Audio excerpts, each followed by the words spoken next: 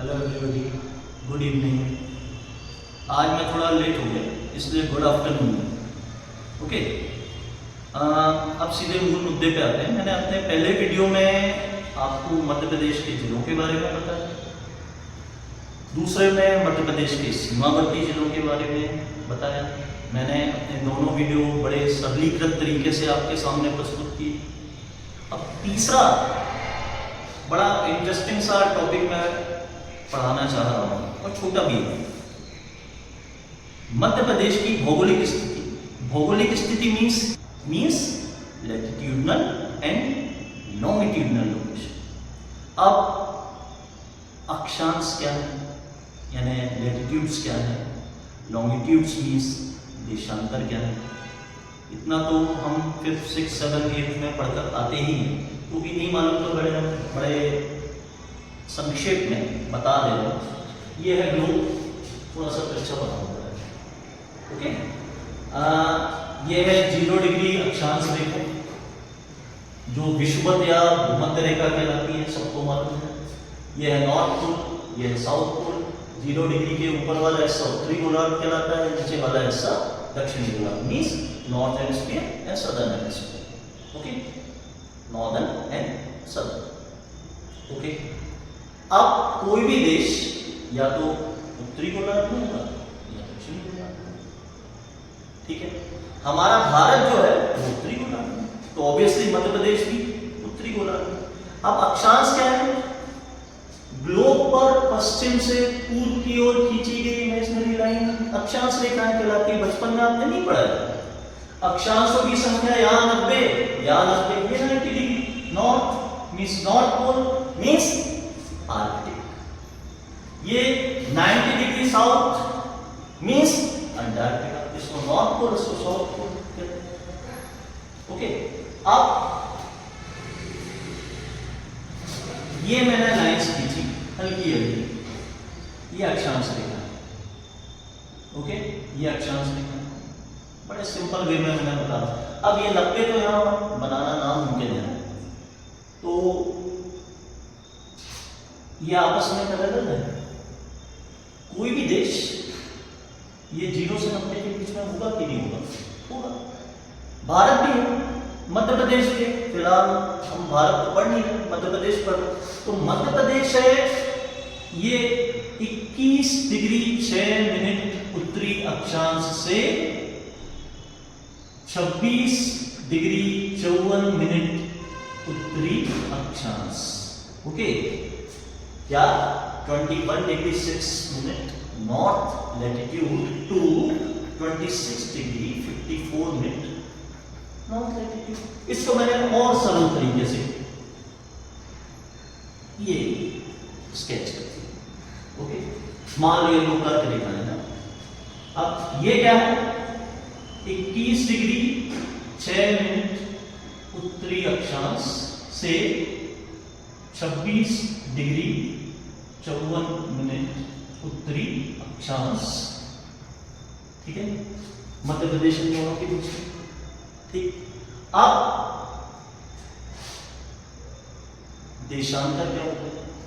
देखिए सीधा सा गणित है। जब इक्वेटर ने अर्थ को नॉर्थ यानी नॉर्दर्न एंड सदर्न हेमिस्फीयर में डिवाइड किया या क्लासिफाई किया, तो एक 0 डिग्री देशांतर की रेखा होती है ना। ये 0 डिग्री देशांतर रेखा ग्रीनविच का नाम आपने सुना नहीं, लंदन में। ठीक है, वो किसी और समय जब हम जियोग्राफी पढ़ेंगे ना तब आपको बताऊंगा। तो अब ये होती है एक्चुअली देशांतर, पूर्व से पश्चिम की ओर खींची गई।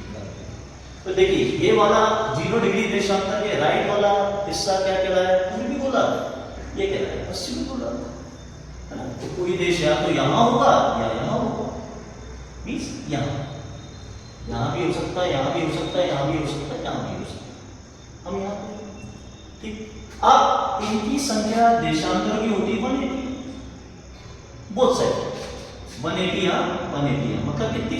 360। ओके, 1 डिग्री देशांतर इक्वल टू 4 मिनट, तो 24 आवर्स इक्वल टू 360 डिग्री। फिर मैं कह रहा हूं ये मैं बड़ा इंटरेस्टिंग टॉपिक है, बड़े विस्तार से जब मैं अभी तो बिगिनिंग है, जियोग्राफी जब पढ़ाऊंगा तब आपको बताऊंगा। ओके, तो अब मध्य प्रदेश की स्थिति क्या है? अब ऐसा देखा जाए तो कोई भी देश जहाँ 0 से 180 के बीच में होगा, 0 से 180 के बीच में होगा, तो मध्य प्रदेश की भौगोलिक स्थिति क्या है?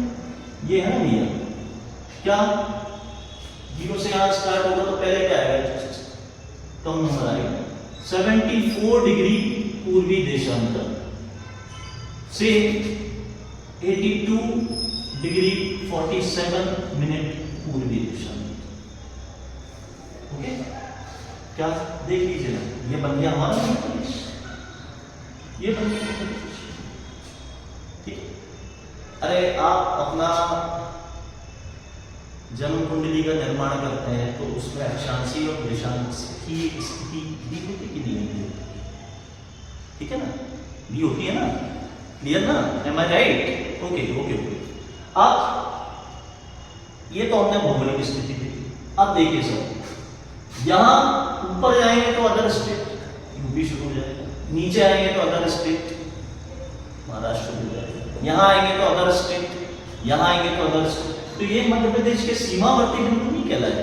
क्या ये उत्तर में है तो उत्तरतम बिंदु, ये दक्षिण में है तो दक्षिणतम बिंदु, ये पूर्व में है तो पूर्वतम बिंदु, और ये पश्चिम में है तो पश्चिमतम बिंदु। ओके, तो उत्तरतम बिंदु 26 डिग्री 54 मिनट उत्तरी अक्षांश, पूर्वतम बिंदु 21.6 उत्तरी अक्षांश,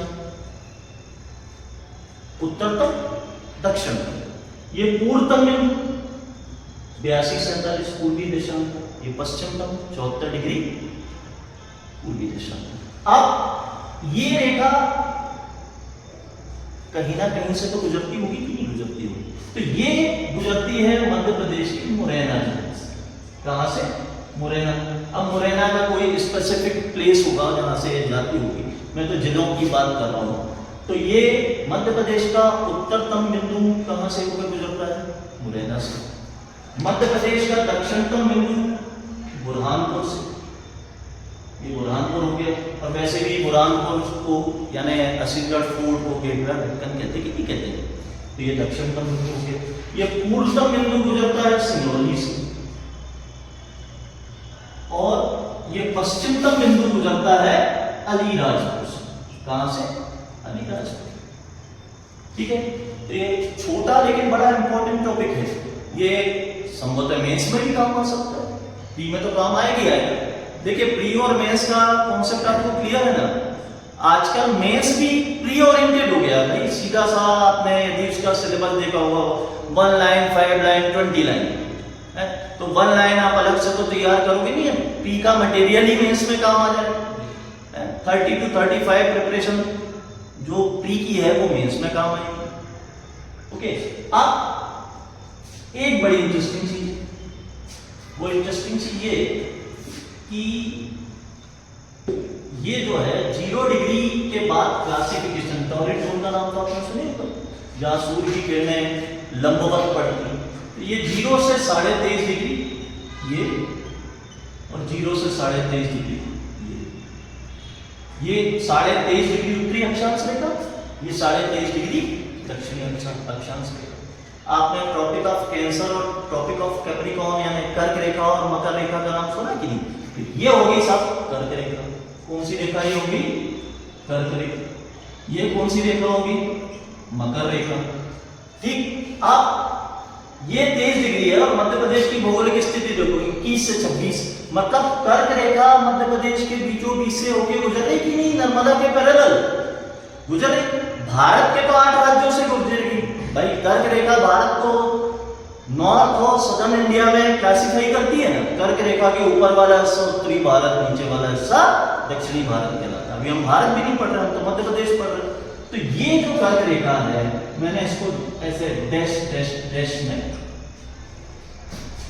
स्केच कर दिया। ओके, अब नंबर क्या है? 23.5 डिग्री उत्तरी अक्षांश रेखा।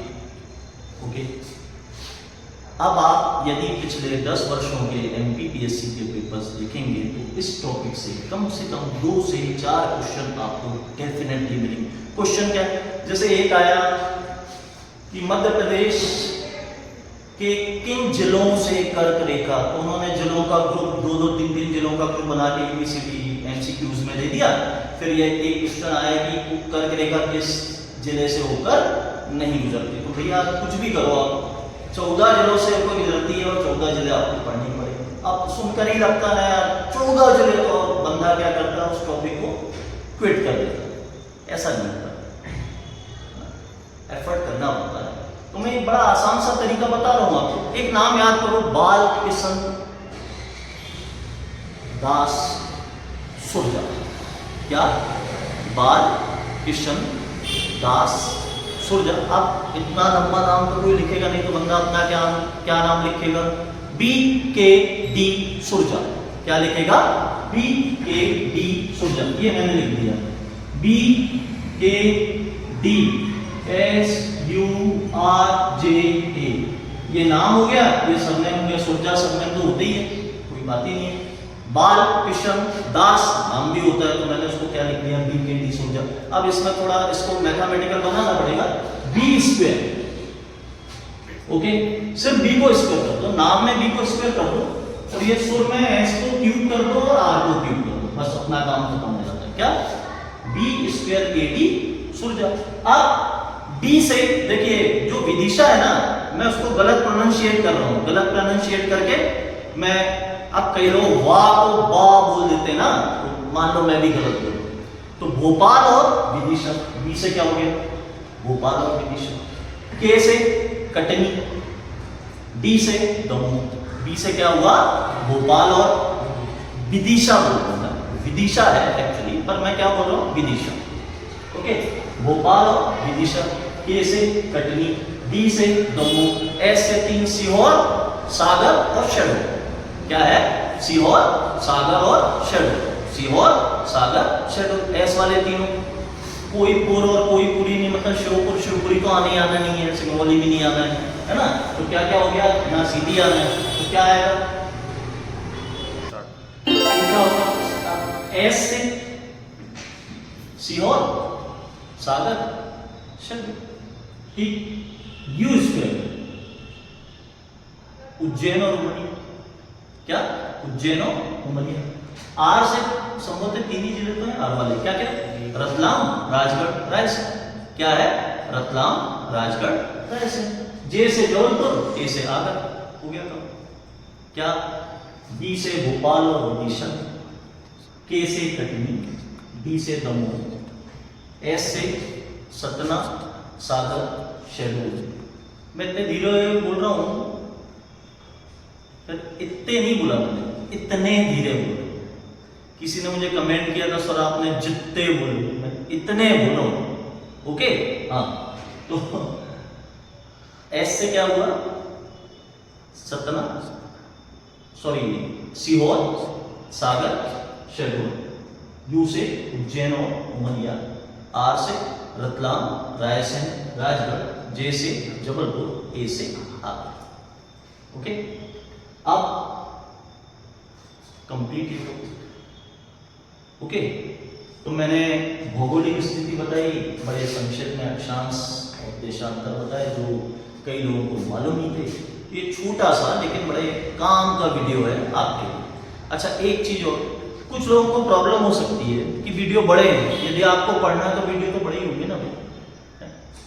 आप कॉम्पिटिटिव एग्जाम की तैयारी कर रहे हैं, बताइए जरा, स्कूल कॉलेजेस में एक पीरियड कितने देर का होता? 45 मिनट का होता ना। तो मैं कम से कम 30 मिनट का वीडियो तो डालूंगा ही ना भाई। 30 मिनट के वीडियो से कम में तो कुछ होने वाला नहीं है ना, ठीक है ना। तो आप धीरे धीरे, आप जिस तरीके से आप पसंद करेंगे ना, उसी तरीके से मैं अपना कंटेंट भी बनाऊं, ठीक है। और अभी तक मैं सेटिस्फाई तो नहीं हूं, सेटिस्फाई तो कोई भी नहीं होता, लेकिन आप जिस तरीके से प्यार दे रहे हैं, मैं बहुत खुश हूं। और अभी तो शुरुआत है, आने वाले समय में देखेंगे क्या होता है। Okay, thank you very much. Please like, share and important सबसे सब्सक्राइब। अच्छा, वीडियो पूरा देखना, अब इतना तो बनता है ना बस। ओके ओके बस।